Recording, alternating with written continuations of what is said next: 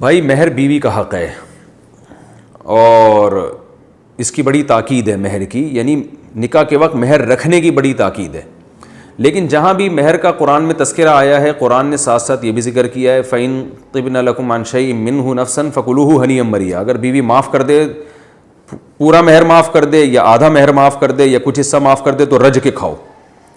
تو اللہ تعالیٰ نے میاں بیوی کا جو معاملہ رکھا ہے، تعلق رکھا ہے، وہ صرف لگے بندے حساب و کتاب پہ نہیں ہے. آپ بیگم کو پورا مہر دیں، اور اگر وہ معاف کرنا چاہے دل کی خوشی سے تو پورا مہر معاف کر دے، آدھا معاف کر دے، 1/3 معاف کر دے، یا وہ وہی مہر آپ کو بطور قرض کے دے دے یا گفٹ کر دے، ہبہ میں دے دے، وہ بیگم کی مرضی ہے. آپ کے اپنی بیگم سے کتنے اچھے تعلقات ہیں یہ آپ مجھ سے زیادہ اچھے جانتے ہوں گے. لیکن اس کی مرضی کے بغیر نہ ادھار لے سکتے ہیں کہ زبردستی آپ نے ڈرا سے گھس کے اس کا سونا نکالا اور بیچ کے ادھار کے طور پہ استعمال کر رہے ہیں. تو کسی کی ملکیت اس کی مرضی کے بغیر استعمال نہیں کی جا سکتی، اس کی مرضی سے استعمال کی جا سکتی ہے. اور مرضی میں دل کی خوشی ہونی چاہیے. بیوی اگر مہر معاف کر دے، چاہے پہلی رات کو معاف کر دے، اسے پورا حق ہے. بعض دفعہ عورت اس لیے بھی معاف کرتی ہے کہ شوہر کا دل بڑا ہو جائے گا اور وہ بیوی سے محبت کرے گا. تو شوہر کو چاہیے کہ پھر وہ دل بڑا رکھے اور بیگم سے محبت کرے، وہ اگر وہ اس جذبے سے اس نے معاف کیا ہے. لیکن یہ عورت کو حق ہے. اسی وجہ سے قرآن نے کہا کہ فَإِن طِبْنَ لَكُمْ عَنْ شَيْءٍ مِّنْهُ نَفْسًا، دل کی خوشی سے اگر معاف کر دیں. تو دل کی خوشی کا اللہ نے اس لیے ذکر کیا کہ عورت چونکہ مرد کے تابع ہوتی ہے، کمزور ہوتی ہے، سسرال سے ڈری ہوئی سہمی ہوئی ہوتی ہے، نئی زندگی کا آغاز ہے، تو بعض دفعہ وہ معاف کرتی ہے ڈر کے کہ میں نے معاف نہ کیا تو میں لالچی کہلاؤں گی. تو ایسی صورت میں معاف نہیں ہوگا.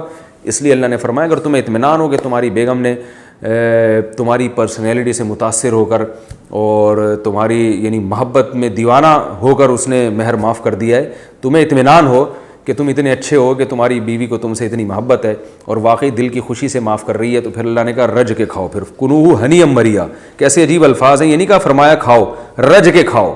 بیگم کا مال ہے، تمہارے لیے حلال کر رہی ہے تو کھا لو بھائی اس مال کو تم. جنید صاحب حیدرآباد انڈیا سے پوچھتے ہیں کیا نظر لگ جانے کے ڈر سے کوئی آدمی اپنی پراپرٹی یا مالی معاملات کو چھپا سکتا ہے یا جھوٹ بول سکتا ہے یا نہیں؟ جھوٹ بولنا تو جائز نہیں ہے. البتہ نظر لگنے کے خوف سے آپ اپنی پراپرٹی اگر چھپاتے ہیں، دیکھیں نظر لگنے کا خطرہ اس کو ہوتا ہے جو ایک دم غریب تھا، یعنی غریب تھا ایک دم اس کے پاس اچانک ایسا پیسہ آ گیا کہ جس کی کسی کو توقع ہی نہیں تھی. تو ایسے آدمی کو چاہیے احتیاط سے کام لیں، آہستہ آہستہ بتائے. جیسے میں نے ایک بیان میں ذکر کیا کہ آپ انتہائی غریب تھے، بس ایک دم آپ کا چھکا لگ گیا اور آپ کا بزنس آسمانوں تک پہنچ گیا، تو آج ایک دم سے آپ سائیکل سے لینڈ کروزر پہ آ گئے تو نظر لگنے کا خطرہ ہے. تو اس میں بہتر یہ کہ پہلے سائیکل سے آپ پرانی سی کوئی پھٹیچر سی موٹر سائیکل لیں، 10-15 دن وہ چلائیں. جب لوگ اس کے عادی ہو جائیں تو پھر آپ تھوڑی اچھی بائک پہ آ جائیں، پھر تھوڑا رکشے پہ آ جائیں، پھر رکشے سے تھوڑا سا ایک پرانی FX لے لیں، دھکا اسٹارٹ ہو. اس کے بعد پھر آہستہ آہستہ آہستہ لوگ یعنی عادی ہو جائیں گے آپ کو دیکھ کے. بھئی یہ یعنی ایک دم اچھمبے کی بات نہیں ہوگی. تو پھر ہوتے ہوتے ہوتے ہوتے ہوتے آپ کرولا پہ آئیں، پھر لینڈ کروزر پہ آئیں، پھر اس کے بعد آپ کا اپنا جہاز ہو، آپ خود پائلٹ بن کے اس جہاز کو اڑائیں، تو انشاءاللہ نظر نہیں لگے گی. یہ اتنے سارے جو جہازوں میں پائلٹ اڑ رہے ہیں ان کو تھوڑی نظر لگتی ہے. تو اس لیے کہ ڈائریکٹ سائیکل سے یہ آسمان پہ نہیں پہنچے ہوتے. تو نظر لگنے کا خطرہ جو ہوتا ہے نا، وہ عام طور پر ایسی کنڈیشن میں ہوتا ہے کہ ایک بالکل اچھمبے کی بات ہو جائے. تو آہستہ آہستہ کر کے اگر ہوگا تو نہیں ہو انشاءاللہ نظر لگے گی. اور دوسرا، نظر سے بچنے کے جو دوسرے اہتمام ہیں وہ بھی کیے جائیں جو احادیث میں دعائیں آتی ہیں. اعوذ بکلمات اللہ التامہ من کل شیطان وہامہ ومن کل عین لامہ، اس دعا کا معمول بنایا جائے، سورہ فلق سورہ ناس کا معمول بنایا جائے تو انشاءاللہ نظر نہیں لگے گی. اس معاملے میں زیادہ وہمی بننا ٹھیک نہیں ہے. اب کب تک چھپاتے رہیں گے ساری زندگی، غریبوں کی طرح گھومتے رہیں گے؟ اللہ نے آپ کو پیسہ دیا ہے، حدیث میں یہ بھی تو آتا ہے ان اللہ یحب ان یرا اثر نعمتہ علی عبدہ. اللہ یہ چاہتے ہیں کہ اللہ نے جب کسی کو دولت دی ہو تو اس کے لباس و پوشاک سے وہ دولت نظر آنی چاہیے. اللہ نے جب آپ کو پیسہ دیا ہے تو آپ کا لائف سٹائل ایسا ہی ہونا چاہیے جیسے پیسے والوں کا ہوتا ہے، کیونکہ یہ نعمت کی ناشکری ہے کہ پیسہ دیا اور آپ غریبوں کی طرح رہ رہے ہیں صرف اس لیے کہ نظر نہ لگ جائے. لینڈ کروزر کے پیسے ہیں آپ کے پاس، آپ پھٹ پٹی لے کے گھوم رہے ہیں کہ نظر نہ لگ جائے، تو نظر لگ کے یہی ہوگا نا. لینڈ کروزر میں گھوم کے نظر لگے گی تو پھٹ پٹی پہ آ جائیں گے آپ. تو ابھی سے ہی پھٹ پٹی پہ گھوم رہے ہیں، ابھی تو نظر لگی نہیں ہے تو کیا فائدہ. تو اس لیے اس میں نارمل رہنا چاہیے. ہاں ایک دم سے اپنی کسی نعمت کو بیان کرنا اور اچھالنا یہ بہرحال غلط ہے، بلکہ اس میں علماء کہتے ہیں اپنی نظر بھی لگنے کا خطرہ ہوتا ہے انسان کو. تو آہستہ آہستہ آہستہ آہستہ نارمل لائف میں آئیں تو انشاءاللہ کچھ بھی نہیں لگے گا آپ کو. جھوٹ بولنا جائز نہیں. اور ہاں اس سے اہم بات یہ ہے کہ حاسدوں کو ویسے بھی اپنی دولت نہیں بتانی چاہیے. جو جیلسی ہوتے ہیں وہ پھر نقصان پہنچانے میں لگ جاتے ہیں. سورہ فلق میں ہے نا، قل اعوذ برب الفلق من شر ما خلق ومن شر غاسق اذا وقب ومن شر النفاثات فی العقد ومن شر حاسد اذا حسد. اے اللہ میں پناہ مانگتا ہوں ان لوگوں کی جو حسد کرنے والے ہیں جب وہ حسد کرنے لگیں تو وہ بہت نقصان پہنچاتے ہیں. تو حاسدین کے سامنے اپنی نعمت کو بہت زیادہ کھلے ڈلے انداز میں بیان نہیں کرنا چاہیے. میڈیکل اسٹوڈنٹس کا خاتون مریضوں کا ٹریٹمنٹ کرنا. میں شیخ زید میڈیکل کالج رحیم یار خان میں زیر تعلیم ہوں. یہاں ہمیں وارڈ میں فیمیل پیشنٹس کا بھی معائنہ کرنا پڑتا ہے. اس حوالے سے رہنمائی فرمائیں کہ کیا انہیں ہاتھ لگانا درست ہوگا یا نہیں. آصف اقبال صاحب ساہیوال سے پوچھتے ہیں. دیکھیے یہ ہمارے ملک میں بہت بڑی بے حیائی ہے کہ فیمیل میل کا علاج کر رہے ہیں، میل فیمیل کا علاج کر رہے ہیں. یہ بالکل غلط ہے، اس کو خلاف آواز اٹھانی چاہیے. لیکن ظاہر ہے جب تک یہ سسٹم چل رہا ہے تو آپ کوشش کریں اپنے آپ کو فیمیل پیشنٹ سے بچانے کی. اور فیمیل پیشنٹ یہ نہیں کہ اس کو ایسے ہی تڑپتا چھوڑ دیں بیماری میں، بلکہ اس کے لیے کسی فیمیل ہی کا انتظام کریں. یہ آپ کے بس میں اگر نہیں ہے تو پھر ہاتھوں میں کوئی گلوز وغیرہ پہن کے یعنی علاج کریں تاکہ آپ کا ہاتھ نامحرم کے باڈی سے ٹچ نہ ہو. جو لبرل لوگ ہیں ان کو یہ باتیں فضول لگتی ہے، وہ کہتی ہیں دل صاف ہونا چاہیے. تو میں لبرل لوگوں سے کہتا ہوں کہ اگر دل صاف نہ بھی ہو تو کیا ہو گیا؟ یعنی آپ اتنے نیک بننے کی کوشش کیوں کرتے ہیں کہ دل صاف ہو تو کچھ نہیں ہے؟ تو کوئی بات نہیں، اگر دل بھی صاف نہیں ہے تو بھی کون سا کچھ ہو جائے گا. یعنی اگر آپ کو نامحرم کو اس کا علاج کرتے ہوئے اس کی باڈی سے آپ کا ہاتھ ٹچ ہو رہا ہے اور آپ کے ذہن میں گندے خیالات آ رہے ہیں تو بھی کیا ہو جائے گا؟ تو ظاہر ہے غیرت کے خلاف ہے، اخلاقیات کے خلاف ہے. تو صرف اخلاقیات کے خلاف یہ نہیں ہے کہ گندے خیالات آ رہے ہیں. ایک مرد کا ہاتھ کسی نامحرم عورت کے ٹچ ہونا یہ بھی اخلاقیات کے خلاف ہے، یہ بھی غیرت کے خلاف ہے. تو یا تو پوری غیرت کو والی زندگی اختیار کریں یا بالکل ہی غیرت لیس ہو جائیں.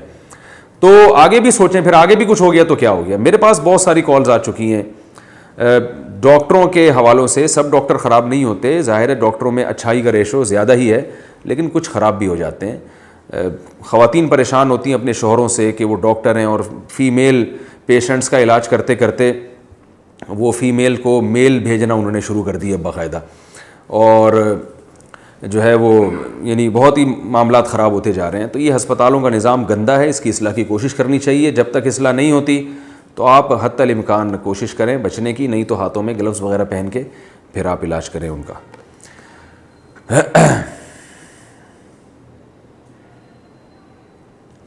صف مکمل کرنے کے لیے نمازی کے آگے سے گزرنا. محمد حمزہ اٹک پوچھتے ہیں کہ اگر کوئی شخص سنتیں پڑھ رہا ہو تو کیا صف مکمل کرنے کے لیے اس کے آگے سے گزر سکتے ہیں یا نہیں؟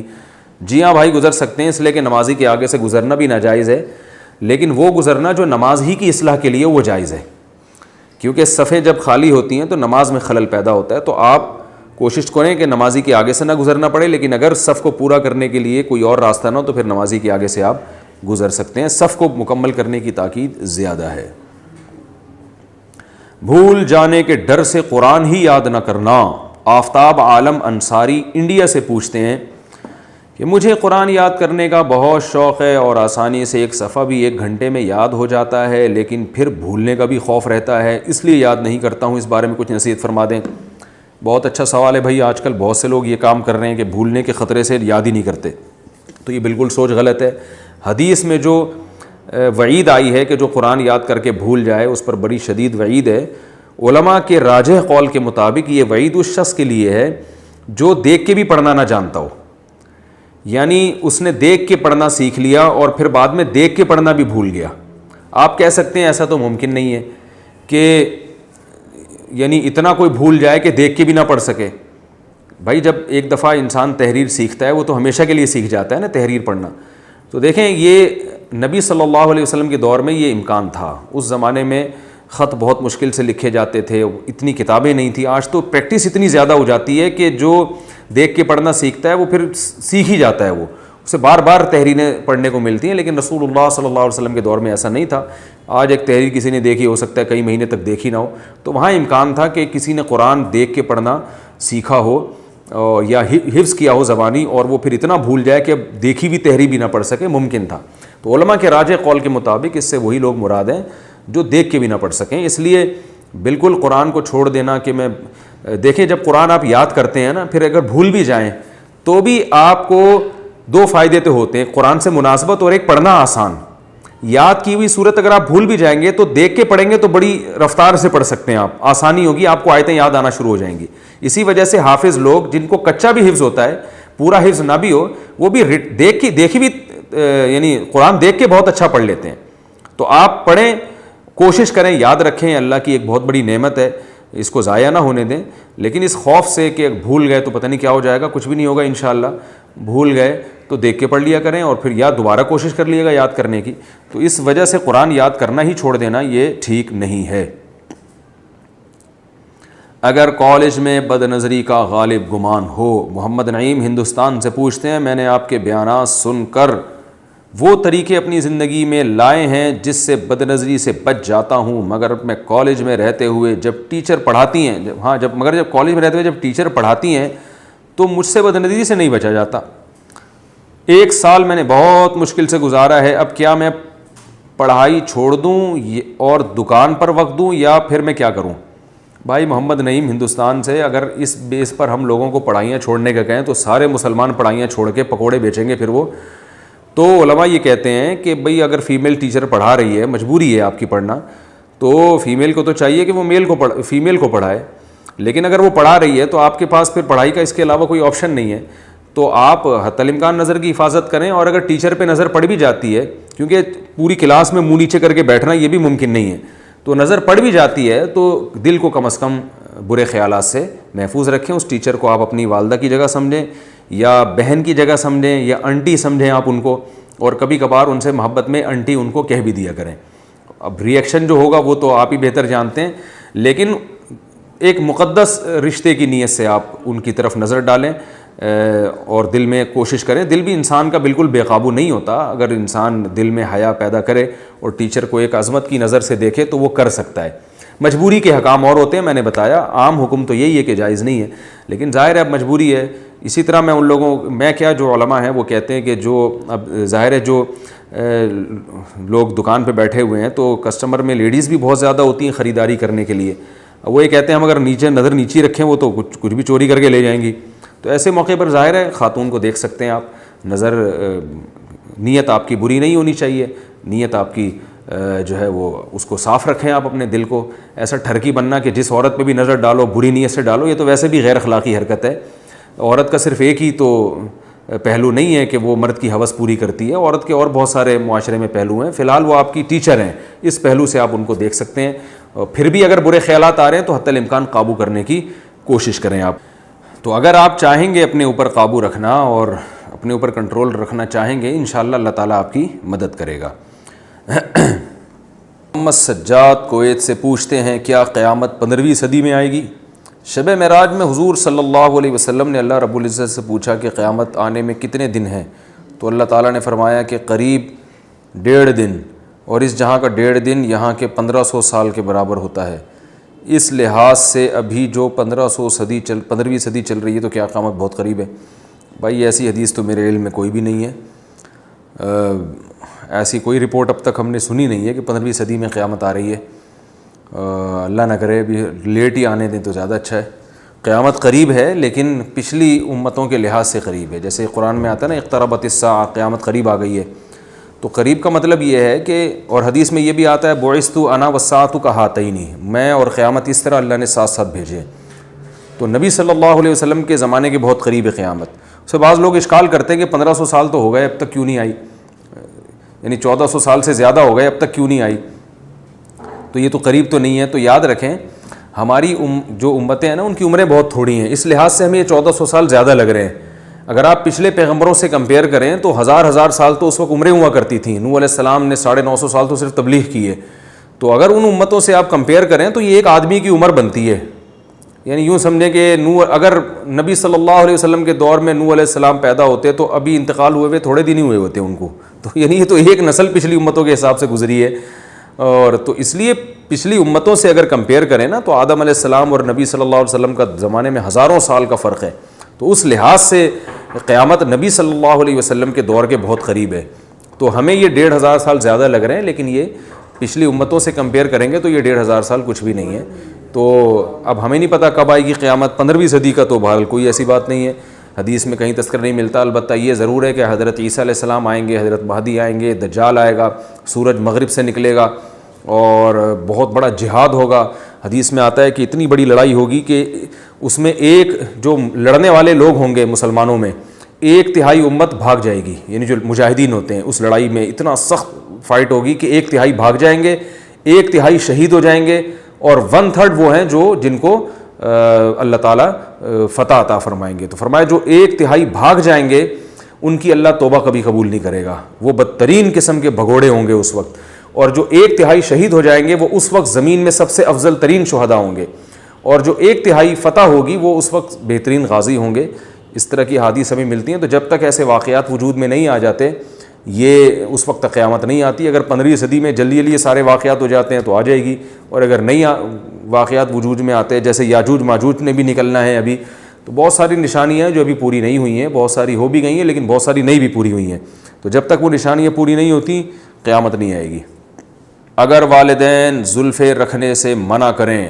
نجم الہدا حیدرآباد انڈیا سے پوچھتے ہیں, میں زلفیں رکھنا چاہتا ہوں کیونکہ وہ سنت ہے, لیکن ہماری والدہ کہتی ہیں کہ بال کٹوا لیں, تو کیا مجھے اپنی والدہ کی بات ماننی چاہیے؟ بھائی زلفیں رکھنا سنت عادیہ ہے, کوئی دینی سنت نہیں ہے. بہرحال نبی صلی اللہ علیہ وسلم سے محبت کا تقاضا ہے, کوئی زلفیں رکھنا چاہے تو رکھ بھی سکتا ہے, نہ رکھنا چاہے تو بھی رکھ سکتا ہے, یعنی نہیں بھی رکھ سکتا. لیکن جب والدہ نے آپ کو منع کر دیا تو پھر یہ جو مباح چیزیں ہوتی ہیں ان میں والدہ کی اطاعت شریعت میں اس کی ترغیب زیادہ ہے. تو اگر آپ کی والدہ کو آپ کی زلفیں پسند نہیں ہیں تو آپ والدہ کے کہنے پر بال کاٹ دیں اور چھوٹے بال رکھیں. جیسا والدہ کہہ رہی ہیں ویسے کریں. والدہ کے احسانات بہت ہیں, اور ان کی جو خدمت ہے, جو انہوں نے آپ کو جو شریعت نے ہمیں بتایا اور جو مشاہدے پر مبنی حقیقت ہے اس کے حساب سے یہ کوئی بال رکھنا اتنی بڑی سنت نہیں ہے جس کی وجہ سے آپ اپنی ماں کو ناراض کر دیں. پہلے تو کوشش کر لیں, اماں کو منا لیں, آپ مان جائیں پھر بال رکھ لیں. لیکن اماں نہیں مان رہی تو پھر اماں پہلے بال بعد میں. منگنی کے بعد تحفے تحائف کا تبادلہ. عتیق الرحمن انڈیا سے پوچھتے ہیں, کیا منگنی کے بعد لڑکا لڑکی کے لیے ایک دوسرے کو تحفے تحائف دینا جائز ہے؟ ہر جائز کام کرنے کا نہیں ہوتا, کچھ حیا اور غیرت کے خلاف بھی کچھ کام ہوتے ہیں. آپ کو چاہیے تو ایک تو منگنی ہے اسلام میں ہے ہی نہیں. منگنی کا لفظ عربی لغت میں نہیں ہے, حالانکہ عربی بڑی فصیح و بلیغ زبان ہے. کوئی چیز ایسی نہیں ہے جس کا عربی میں ترجمہ نہ ملتا ہو, لیکن یہ منگنی کا لفظ ہی نہیں ہے عربی میں. اس کا مطلب یہ صحابہ اس چیز سے مانوس ہی نہیں تھے. عربی میں خطبہ ہوتا ہے, خطبہ کہتے ہیں نکاح کا پیغام بھیجنا.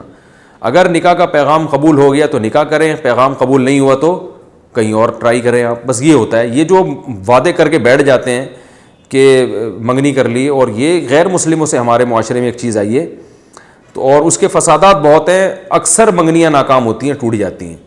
تو جہاں کہیں پیغام بھیجیں سمجھ میں آ جائے تو نکاح کریں. رخصتی کسی وجہ سے تاخیر ہو سکتی ہے اس میں, لیکن نکاح کو پروموٹ کرنا چاہیے. یہ منگنی کچھ بھی نہیں ہوتی, غلط رسومات ہیں یہ. اور پھر منگیتر آپ کی کچھ بھی نہیں لگتی, آپ اس سے بلا وجہ کیوں فری ہو رہے ہیں, اس کو تحفے تحائف گفٹ کیوں بھیج رہے ہیں آپ؟